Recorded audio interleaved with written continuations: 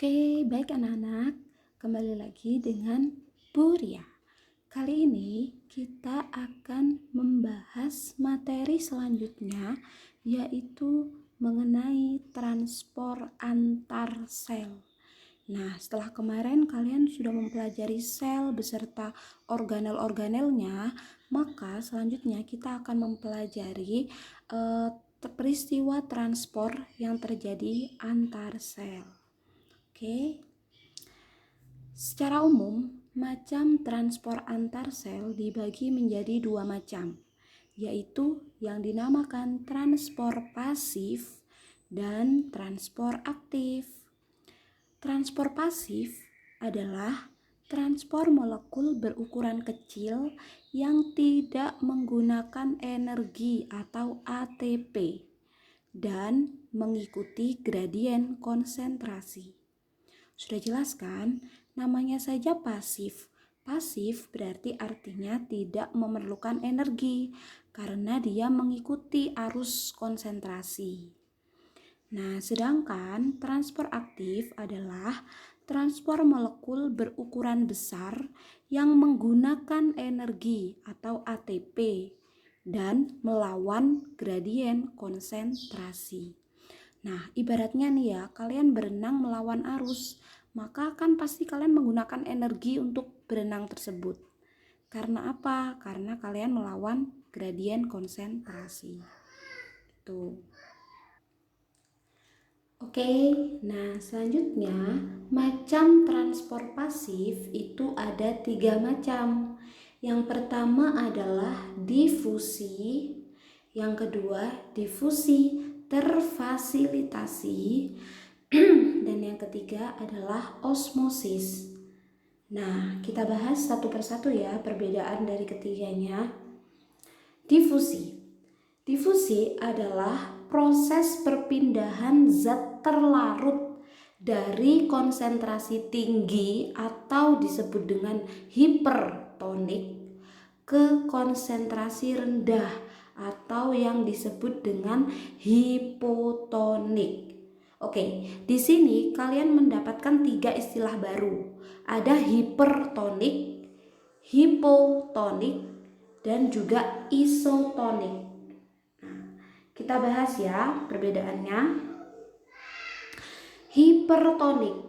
Hipertonik, hiper itu berarti adalah larutan yang konsentrasinya tinggi. Konsentrasi tinggi itu pekat. Nah, sedangkan hipotonik adalah larutan yang konsentrasinya rendah. Larutan hipotonik itu berarti encer. Dan yang ketiga adalah larutan isotonik. Larutan isotonik adalah larutan yang konsentrasinya sama dengan konsentrasi yang ada pada sel. Baik sel makhluk hidup, baik sel manusia, hewan, ataupun tumbuhan. Gitu ya. Oke. Contoh peristiwa difusi ini adalah mencelup teh, menyemprot parfum, dan meneteskan tinta. Oke, kita bahas. Misalkan kalian mencelup teh. Teh itu kan berarti konsentrasinya tinggi. Nah, saat kalian mencelup teh celup, lama-lama teh celup yang berwarna coklat itu kan akan menyebar ke seluruh air. Nah, itu adalah contoh peristiwa difusi. Contohnya lagi, menyemprot parfum. Misalkan kalian punya parfum. Parfum itu berarti dianggap konsentrasinya tinggi atau hipertonik. Nah, parfum kalian semprot di ujung ruangan, maka satu ruangan akan bau parfum. Nah, karena ruangannya bersifat hipotonik, sedangkan parfumnya bersifat hipertonik. Meneteskan tinta juga sama. Tinta bersifat hipertonik karena konsentrasinya pekat, sedangkan air konsentrasinya rendah, berarti bersifat hipotonik. Nah, peristiwa difusi ini nantinya yang berpindah adalah zat terlarutnya. Zat terlarut itu di sini tadi bisa tinta, bisa teh, bisa parfum, ya kan? Molekul yang berpindah kan itu. Nah, sehingga molekul tadi mengalami perpindahan sehingga mengalami keseimbangan. Nah, keseimbangan menjadi menjadi isotonik. Jadi difusi adalah perpindahan zat terlarut dari molekul hipertonik, di sini kan hipertonik ya, lebih pekat, ke konsentrasi yang hipotonik, ke yang rendah. Nah, sehingga terjadi difusi, sehingga larutan akan menjadi konsentrasinya sama atau menjadi isotonik. Kayak gitu ya. Oke. Kita lanjut ke difusi terfasilitasi. Namanya adalah terfasilitasi, berarti dia dibantu oleh suatu zat. Nah, yang memfasilitasi difusi terfasilitasi adalah protein transport. Jadi yang memfasilitasi adalah protein transport. Protein transport itu macamnya ada dua. Ada protein pembawa yang seperti ini ya, protein pembawa. Ada juga protein corong. Protein corong itu seperti ini. Jadi ujung-ujung luar dan ujung dalam itu terbuka. Nah, jadi zat-zatnya itu masuk keluarnya lewat protein. Karena zat-zatnya masuk keluar lewat protein, makanya dinamakan difusi terfasilitasi. Selanjutnya adalah osmosis. Nah, pengertian antara osmosis dan difusi ini mirip tapi kebalikannya. Jadi jangan sampai terbalik. Osmosis adalah proses perpindahan zat pelarut. Oke, ini perbedaan pertama. Kalau tadi difusi, yang berpindah adalah zat terlarut, ya kan?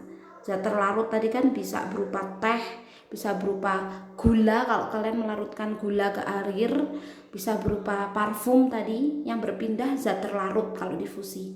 Tapi kalau osmosis yang berpindah adalah zat pelarutnya atau air.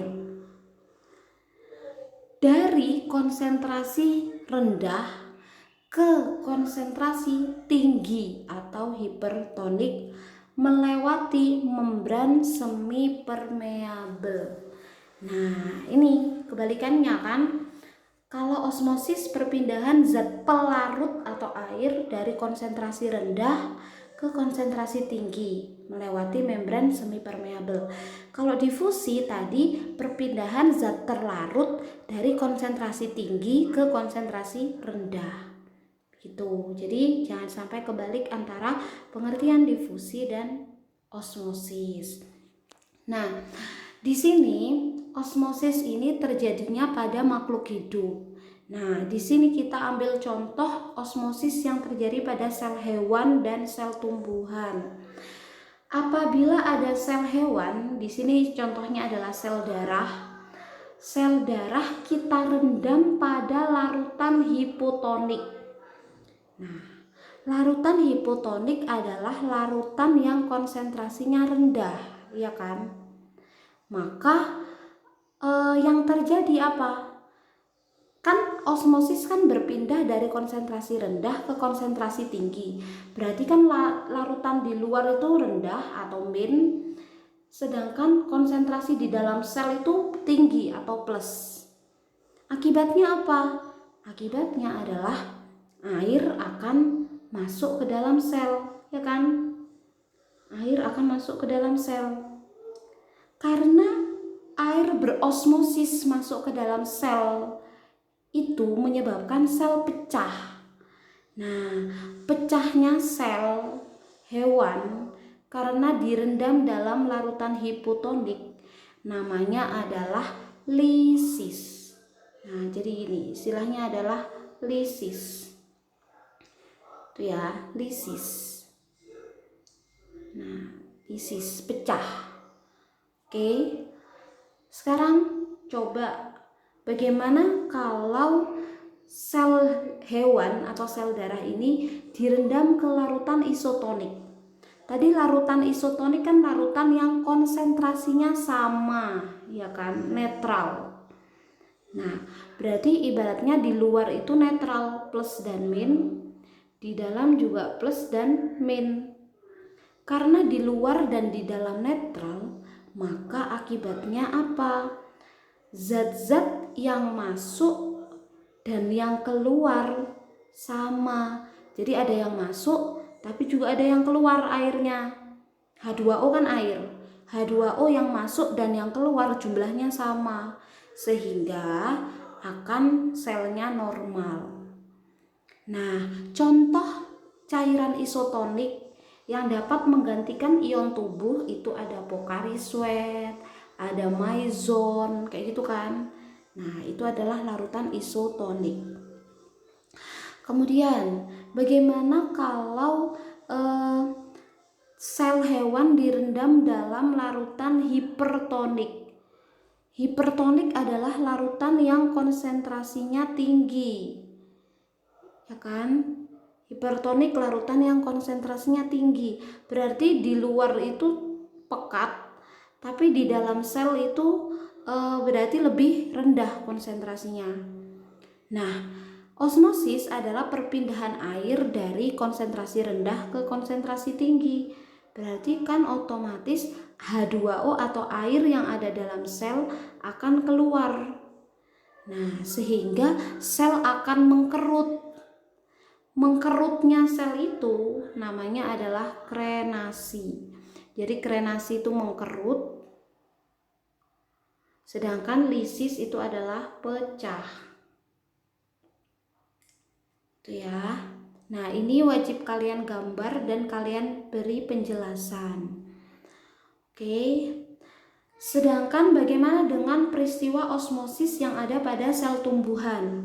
Peristiwa osmosis yang ada pada sel tumbuhan, coba ya kita perhatikan.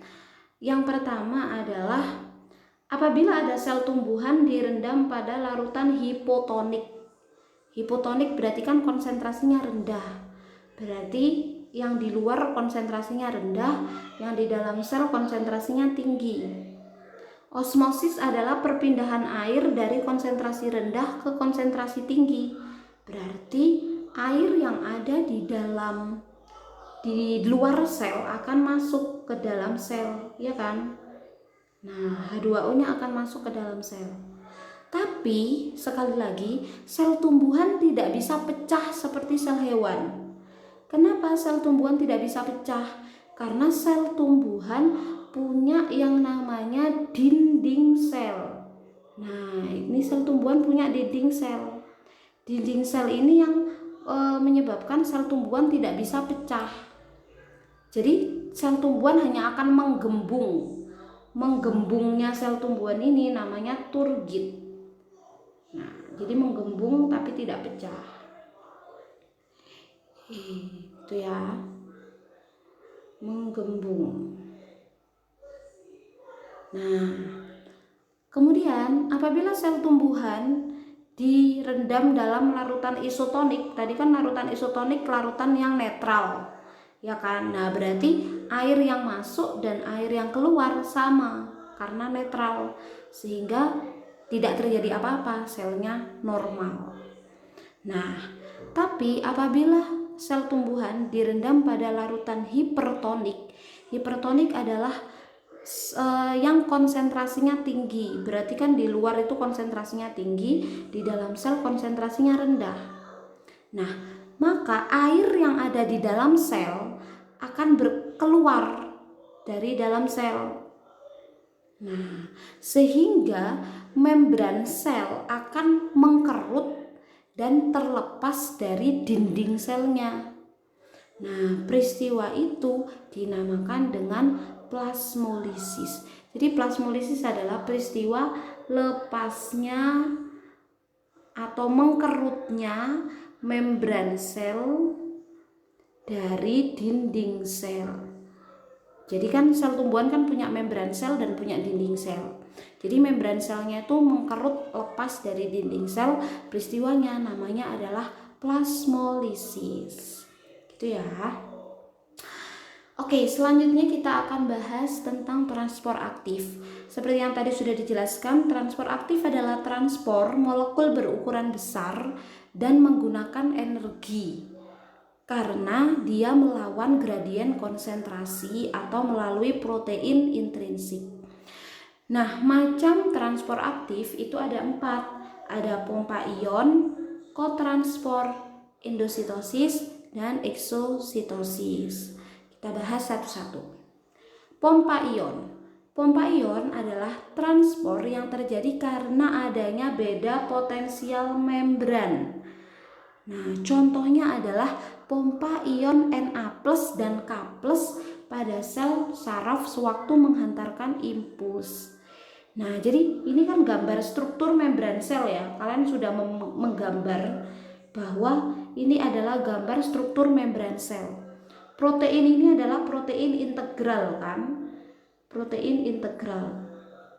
Nah, apabila terjadi perbedaan konsentrasi Na+ dan K+, maka akan terjadi yang namanya pompa ion. Jadi ion Na+ akan ditranspor keluar membran sel. Oke. Nah, selanjutnya ada kotranspor. Kotranspor adalah transport zat yang mengaktifkan transport zat lain. Jadi dia menyebabkan terjadinya peristiwa transport zat lainnya. Contohnya adalah transport ion H+ yang dipompa keluar sel akhirnya mengaktifkan transport sukrosa ke dalam sel. Jadi dia selain mentranspor H+, akhirnya ion sukrosa ikut ditranspor ke dalam sel. Nah, contoh kotranspor itu ada 3. Jadi kotranspor macamnya ada 3. Ada unipor, ya, ada unipor. Unipor itu ini yang A adalah transpor hanya satu macam zat dan satu arah. Bisa dilihat ini kan cuma satu macam zat dan cuma satu arah. Nah, selanjutnya ada simpor. Simpor ini adalah transport 2 zat atau lebih tapi masih satu arah. Bisa dilihat dia 2 zat atau lebih tapi arahnya masih sama, masih satu arah, keluar semua, ya kan, arahnya sama. Nah, sedangkan antipor adalah transport 2 zat atau lebih yang arahnya berbeda. Nah, bisa dilihat yang satu arahnya keluar, yang satu arahnya masuk. Itu antipor.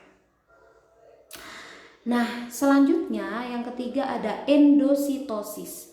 Endositosis adalah pembentukan vesikel yang mengantarkan zat makromolekul menuju dalam sel. Endo itu dalam. Jadi zat yang masuk ke dalam sel. Nah, endositosis macamnya ada 2. Apabila yang masuk adalah zat padat, maka peristiwanya namanya fagositosis. Tapi apabila yang masuk adalah zat cair, maka namanya adalah pinositosis. Gitu. Nah, bisa dilihat ini kan gambarnya. Di sini yang masuk partikel padat. Nah, ini adalah fagositosis.